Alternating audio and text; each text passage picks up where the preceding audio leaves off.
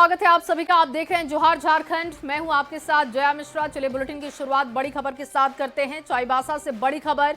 चाईबासा में ID blast हुआ। सारंडा जंगल में आईडी ब्लास्ट हुआ है। आईडी ब्लास्ट में 2 जवानों के घायल होने की खबर। नक्सलियों के निशाने पर जवान थे। सीआरपीएफ के कोबरा बटालियन के जवान घायल हैं। घायलों को एयरलिफ्ट कर रांची लाया जाएगा। बड़ी खबर इस वक्त आपको दे रहे हैं। देखिए, एक तरफ नक्सलियों के खात्मे के लिए एक्शन हो रहा है, दूसरी तरफ नक्सलियों के हमले भी जारी हैं। आईडी ब्लास्ट किया गया है। चाईबासा में आईडी ब्लास्ट हुआ, सारंडा जंगल में आईडी ब्लास्ट हुआ और इस ब्लास्ट में 2 जवान जख्मी हो गए। नक्सलियों के निशाने पर जवान थे। सीआरपीएफ के कोबरा बटालियन के जवानों को टारगेट किया गया, जिसमें 2 लोगों के घायल होने की खबर। घायलों को एयरलिफ्ट कर रांची लाया जाएगा, ये जानकारी मिल रही है। और आपको बता दें कि एक तरफ लगातार नक्सलियों के खात्मे के लिए लगातार एक्शन भी हो रहा है, एक के बाद एक कार्रवाई की जा रही है।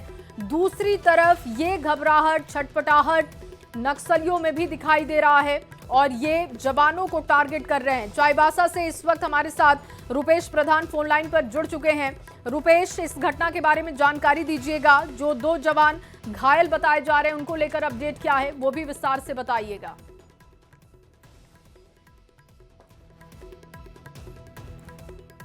रुपेश, आपको आवाज मिल पा रही है? देखिए, कनेक्ट नहीं हो पा रहा है, एक बार फिर से कोशिश करेंगे। ओम प्रकाश इस वक्त हमारे साथ जुड़ चुके हैं। ओम प्रकाश, आपको आवाज मिल पा रही है? जी बिल्कुल जी। ओम प्रकाश, इस घटना के बारे में जानकारी दीजिएगा। जो 2 घायल जवान बताए जा रहे हैं उनको लेकर अपडेट क्या है, उसकी भी जानकारी विस्तार से दीजिएगा।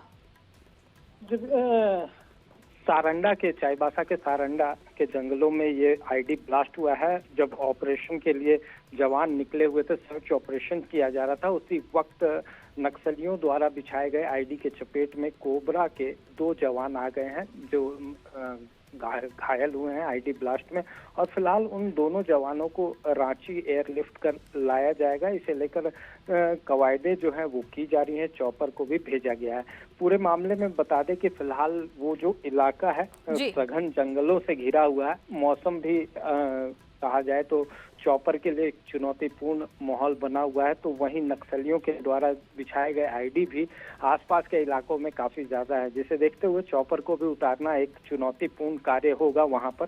फिलहाल इलाके में बता दें कि जब से आईडी ब्लास्ट हुआ उसके बाद पूरे इलाके को कॉर्डन ऑफ किया गया है। जो सर्च ऑपरेशन है वो किया जा रहा है। इससे पहले भी कई बार हाल के दिनों में अगर 2025 की बात की जाए तो कुछ ऐसी दर्दनाक घटनाएं हुई हैं जब नक्सली जो हैं वो हताश होकर जिस तरह से आईडी प्लांट किया, उस आईडी की चपेट में जवान आए हैं। कुछ जवान जो है बिल्कुल, और इन घटनाओं से ये तो साफ है कि देखिए नक्सलियों के खिलाफ जो एक्शन हो रहा है उससे उनमें बौखलाहट भी है। बहुत शुक्रिया ओम प्रकाश तमाम जानकारी के लिए। 2 जवानों के जख्मी होने की खबर, जिनको एयरलिफ्ट करते हुए रांची लाने का प्लान है। आगे बढ़ते हुए बात करेंगे हेमंत सोरेन की। देखिए, पिता शिबू सोरेन के निधन के बाद मुख्यमंत्री हेमंत सोरेन बेहद आहत हैं। वो फिलहाल रामगढ़ के पैतृक गांव नेमरा में हैं, जहां वो श्राद्ध कर्म को पूरा करने में लगे हुए हैं। और इसी बीच हेमंत सोरेन ने सोशल मीडिया पर एक पोस्ट भी किया, जिसमें उन्होंने लिखा है कि बाबा दिशोम गुरु के हर सपने को उनका बेटा पूरा करेगा। हेमंत ने लिखा कि हमारे वीर पुरखों का संघर्ष और बलिदान कभी व्यर्थ नहीं जाएगा। और आगे बढ़ते हुए आपको खबर दें, झारखंड के जननायक शिबू सोरेन के मरणोपरांत भारत रत्न देने की मांग तेज हो गई है। जेएमएम और कांग्रेस के साथ कई राजनीतिक दलों ने भी उनके योगदान को याद करते हुए भारत रत्न देने की मांग की है।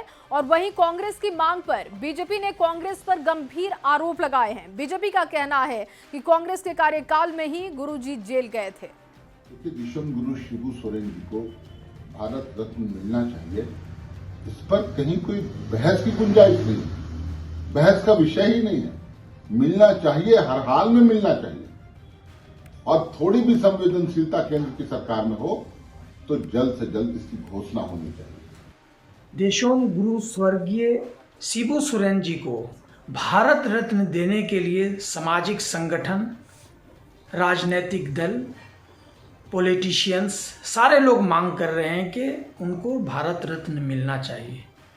और इस मांग को सुन करके भारतीय जनता पार्टी बेचैन हो गई, परेशानियां उनकी बढ़ गई, तरह तरह की बात करने लगे। भारत रत्न उनको मिलना चाहिए। देखिए, ये भारतीय जनता पार्टी के नेतृत्व वाली सरकार केंद्र में है। हम लोगों को उनके राजनीतिक और सामाजिक क्षेत्र में योगदान को देखकर भारत रत्न देते हैं। कांग्रेस की सरकारें नहीं है, जहां नेहरू जी और इंदिरा गांधी जी ने तो प्रधानमंत्री रहते खुद को भारत रत्न दे दिया था। और आज झारखंड मुक्ति मोर्चा और कांग्रेस जो भारत रत्न की मांग कर रही है, तो चले जाइए साहब साहेबगंज में कांग्रेसी, गंगा में डुबकी लगाइए, माफी मांगिए गुरु जी से। 3 बार अपने जीवन काल में, उनके जीवन काल में आपने जेल भेजा और आज भारत रत्न की मांग कर रहे हैं और तीनों मुकदमे फर्जी साबित हुए। तो एक तरफ कांग्रेसियों ने जेल भेजा और आज भारत रत्न की मांग, शर्म करनी। और वहीं दिशोम गुरु शिबू सोरेन के निधन से राज्य में शोक का माहौल बना हुआ है और ऐसे में इस बार रांची में विश्व आदिवासी महोत्सव का आयोजन नहीं होगा। रांची के साथ किसी भी जिले में राज्य सरकार की ओर से आदिवासी महोत्सव को लेकर समारोह का आयोजन नहीं किया जाएगा। कई संगठनों ने भी आदिवासी महोत्सव नहीं मनाने का फैसला किया। राज्य सरकार के इस फैसले का विपक्षी दलों के नेताओं ने भी सही माना है। मैं समझता हूँ सरकार ने यह निर्णय लिया है, सरकारी कार्यक्रम नहीं होंगे। बहुत सारे संगठनों ने भी ये निर्णय लिया है कि हम कोई कार्यक्रम नहीं करेंगे, सादगी के साथ मनाएंगे। और मैं समझता हूँ ये स्वाभाविक भी है। कोई भी व्यक्ति महोत्सव कैसे मनाएगा, उत्सव कैसे मनाएगा, कैसे खुशियां मनाएगा, जब उनके मसीहा, उनके दिशोम गुरु, उनके रहनुमा, उनके नेता, उनके अभिभावक चले गए छोड़कर। देखिए, सरकार ने बिल्कुल सही निर्णय लिया साहब। दिशोम गुरु शिबू सोरेन जी का देहांत हो गया और युग पुरुष थे, उनके बारे में तो सब लोग कहते हैं, हम लोग भी कहते हैं। भाजपा विचारधारा में उनसे बहुत चीज़ों में सहमत नहीं थी, पर एक चीज़ तो था कि उन्होंने बहुत ही विषम परिस्थितियों में संघर्ष किया था। तो ऐसे में जब पूरा प्रदेश दुख में डूबा हुआ है तो कोई उल्लास और उत्साह का कार्यक्रम हो यह उचित नहीं है। तो सरकार का निर्णय सही है। और चलिए आगे बढ़ते हुए आपको एक बड़ी खबर दें। रांची से ये बड़ी जानकारी, इस बार सीएम नहीं फहराएंगे तिरंगा। 15 अगस्त को झंडा सीएम नहीं फहराएंगे, ये साफ हो चुका है। इस बार कोई मंत्री तिरंगा फहराएंगे। पिता के निधन की वजह से देखिए ये फैसला हुआ है कि वो कार्यक्रम में शामिल नहीं होंगे। शिबू सोरेन के श्राद्ध के लिए लौटेंगे रांची। श्राद्ध क्रम तक नेमरा में ही सीएम रहेंगे। 16 अगस्त को रांची लौट सकते हैं, जो जानकारी है। जेएमएम प्रवक्ता मनोज पांडे ने इस बात की जानकारी दी।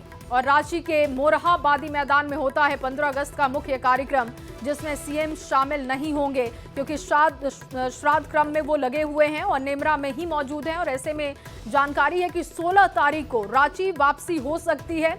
इससे पहले ये भी जानकारी सामने आ चुकी है कि कोई मंत्री इस बार तिरंगा फहराएंगे, लेकिन जो 15 अगस्त का कार्यक्रम होगा उसमें सीएम शामिल नहीं होंगे। देखिए, माननीय मुख्यमंत्री महोदय तो क्रियाक्रम के बाद ही रांची आना संभव होगा, जहाँ तक मुझे जानकारी है। 15 अगस्त एक राष्ट्रीय पर्व है और मैं समझता हूँ इस अवसर पर किसी दूसरे माननीय मंत्री को डेजिग्नेट किया जाएगा कि वो माननीय मुख्यमंत्री के स्थान पर जाकर झंडा तोलन करें।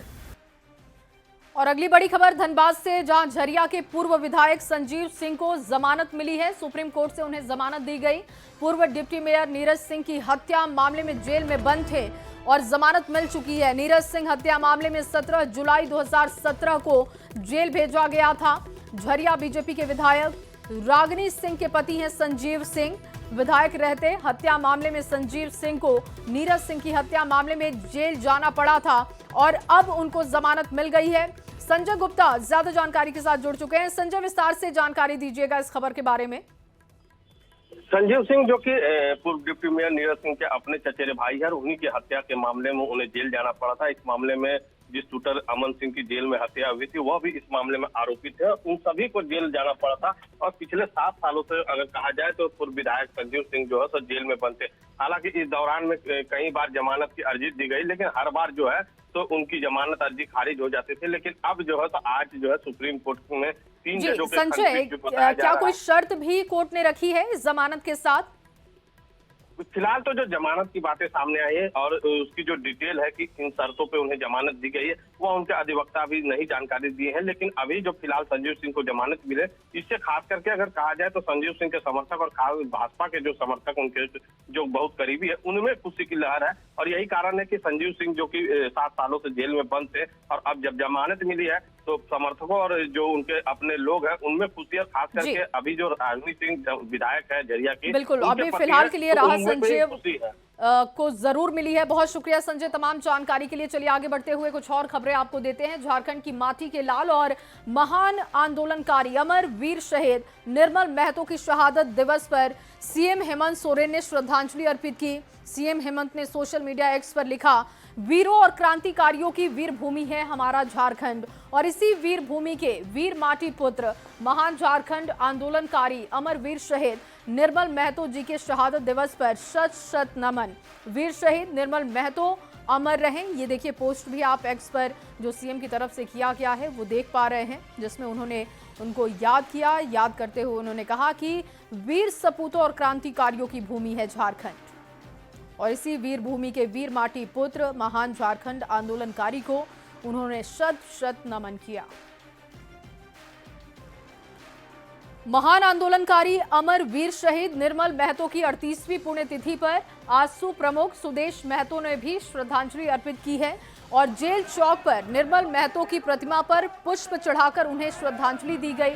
उनके योगदान को याद करते हुए नमन किया गया और उसी श्रद्धांजलि कार्यक्रम की तस्वीरें आप देख पा रहे हैं। उनकी कल्पना, उनकी सोच, शोषण विहीन झारखंड की कल्पनाओं को आज अगर हम जाके देखें तो यदि हम बहुत दूर हैं, हम उस व्यवस्था को लाने में अभी सफल नहीं हुए हैं। वो झारखंड और झारखंड की लड़ाई के सपनों को अभी हम स्थापित नहीं कर पाए। और अगली खबर रांची से, जहां रांची के झीरी कचरा डंपिंग यार्ड में फैल रहे प्रदूषण पर झारखंड हाई कोर्ट ने संज्ञान लिया और इस मामले में राज्य सरकार और रांची नगर निगम को नोटिस जारी कर जवाब दाखिल करने का आदेश भी है कोर्ट की तरफ से। बताया जा रहा है कि झीरी डंपिंग यार्ड में 22 लाख टन करीब कचरे का पहाड़ फैला हुआ है। इससे होने वाले प्रदूषण और बदबू से आसपास के इलाकों में लोगों को खतरा सता रहा है। बीमारियां लगातार फैलती जा रही हैं। इस इलाके में बसी आबादी गंदगी और कचरे के बीच रहने को मजबूर है। और तस्वीर आप देख रहे हैं, बच्चे यहां से होकर स्कूल को गुजरते हैं और इस वजह से ये अब ज्यादा दिक्कत हो रही है क्योंकि बच्चे भी बीमारियों की चपेट में आ रहे हैं और कोर्ट की तरफ से इस पर संज्ञान लिया गया।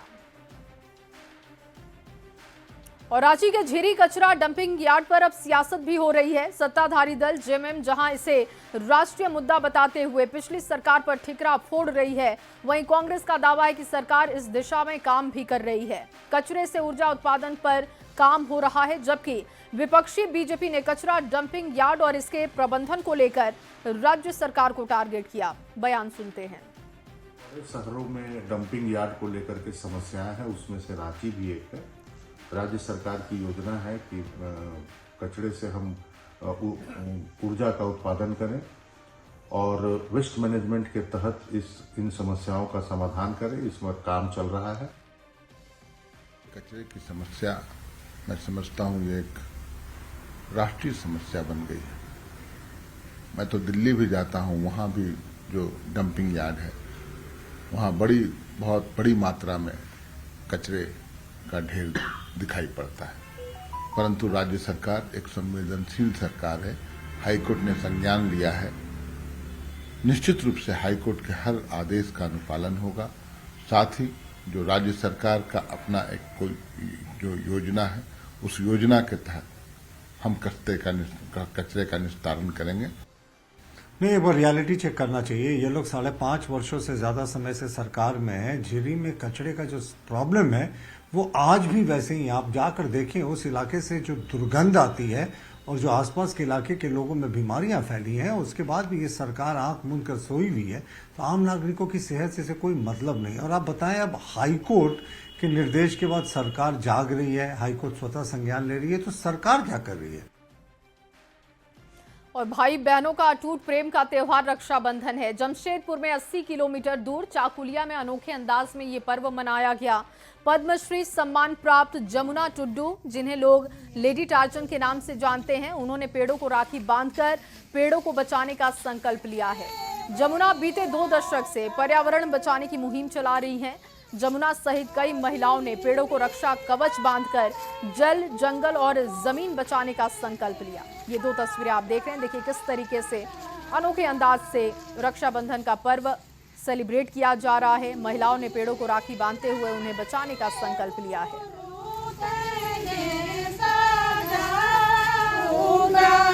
इसलिए हम लोग ये जो हर साल रक्षाबंधन के शुभ अवसर पर जैसे बहनों ने भाई को राखी बांधती है, उसी तरह आज हम लोग पेड़ों में राखी बांधते हैं। पेड़ को हम लोग भाई मानते हैं, अपना बच्चा मानते हैं और पेड़ ही हमारा जीवन है। इसीलिए हम लोग आज का दिन में एक संकल्प लेते हैं, जो जितना दिन हम लोग का शरीर में सांस चलते रहेगी उतना दिन हम लोग जंगल को काटने किसी को नहीं देंगे। तो इसलिए आज हम लोग सब महिलाओं मिल करके जंगल में पेड़ों में हम लोग राखी बांधे और सुरक्षा करने का संकल्प लिया। और चलिए इसी खबर के साथ इस बुलेटिन में बस इतना ही, लेकिन जाते जाते देख लेते हैं इस वक्त की हेडलाइन।